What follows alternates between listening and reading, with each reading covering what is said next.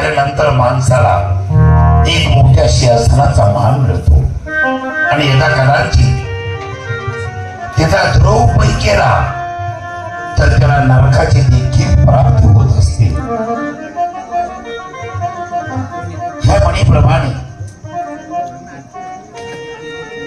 या विकासवाडीच्या परिसरात हे पांडोबा नाही ती माणसाला लाचार करून टाकते. सोबत कोण किंवा संगत कोण? संगत कोण वाईट लागली, वाईट मार्गाला लागलो होतो. चोऱ्या करणं, रस्ते लूट करणं, टाके पाडणं. कारण जुन्या लोकांचा एक शब्द आहे, द्राक्षाचा वेल निंबावर गेला, कडू का झाला सोबत कोणमुळे. द्राक्ष हे गोड असत पण सोबत कोण किंवा संगत कोण म्हणून ते द्राक्ष कडू होत. आम्हालाही बचपनामध्ये ते वळण लागलं.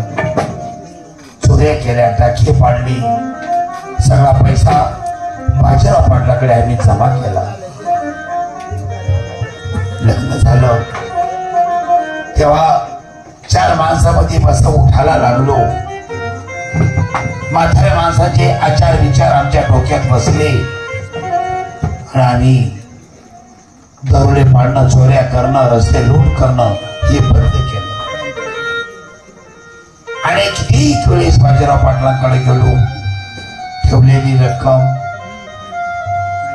थोडी थोडी आणून आणून टाइमपास झाला.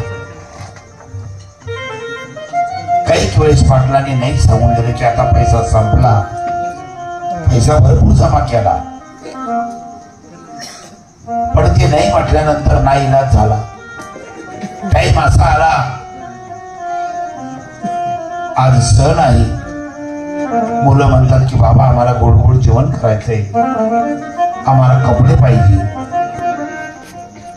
माझी इच्छा होती चला बाजीराव पाटलाकडे जाऊन काहीतरी मागावं आणि ते मला देते अशी मला आशा आहे.